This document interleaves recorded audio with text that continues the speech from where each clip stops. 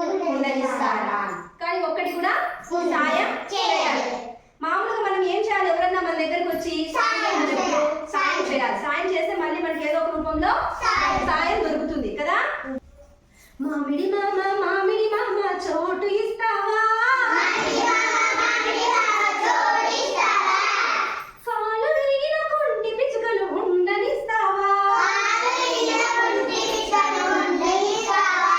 కుంటి పిచ్చుక వెళ్ళిపో.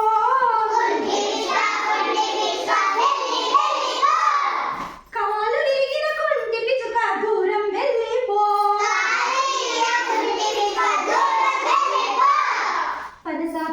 పనస పిన్ని చోటు ఇస్తావా?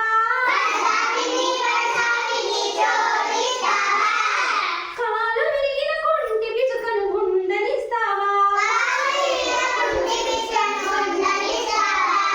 కుంటి పిచ్చుక వెళ్ళిపో.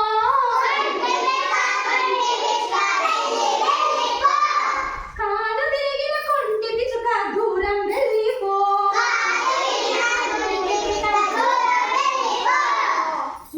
మర్రి మామ చోటు ఇస్తావా? కాలు విరిగిన కుంటి పిచ్చుకను ఉండనిస్తావా? కుంటి పిచ్చుక వెళ్ళిపో.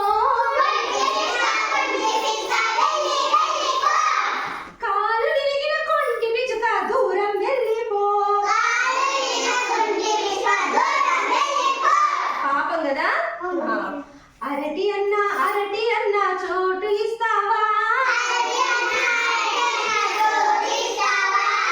కాలు విరిగిన కుంటి పిచ్చుకను ఉండనిస్తావా? అయ్యో పాపం కుంటి పిచ్చుక ఇక్కడి ఉండిపో. నాతో పాటు స్నేహం చేస్తూ ఇక్కడే ఉండిపో. వానలొచ్చి ఉరుములొచ్చి వరదలొచ్చేను. మామిడి చెట్టు పెలపెలమంటూ కూలిపోయేను. వానలొచ్చి ఉరుములొచ్చి వరదలొచ్చేను.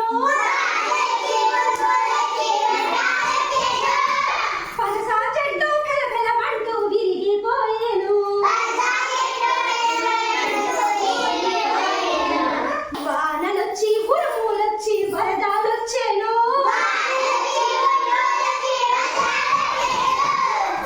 మర్రి చెట్టు నిట్ట నిలువున కూలిపోయేను. వానలొచ్చి ఉరుములొచ్చి వరదలొచ్చేను. అరటి చెట్టు నవ్వుకుంటూ నిలబడి చూసేను. అరటి చెట్టు నవ్వుకుంటూ నిలబడి చూసేను. కుంటి పిచ్చుకను స్నేహం చేస్తూ హాయిగా ఉండేను. కుంటి పిచ్చుకను స్నేహం చేస్తూ హాయిగా ఉండేను.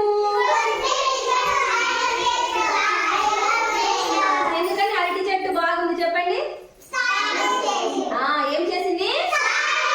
అది సాయం చేసింది. అరటి చెట్టు సాయం చేసింది కాబట్టి ప్రమాదం నుంచి దేవుడు కూడా కాపాడాడు. అవునా? కాబట్టి మనకంటే బలహీనులైన వాళ్ళు మనల్ని సాయం అడిగితే సాయం చేయాలి. ఓకేనా? చేద్దామా అయితే?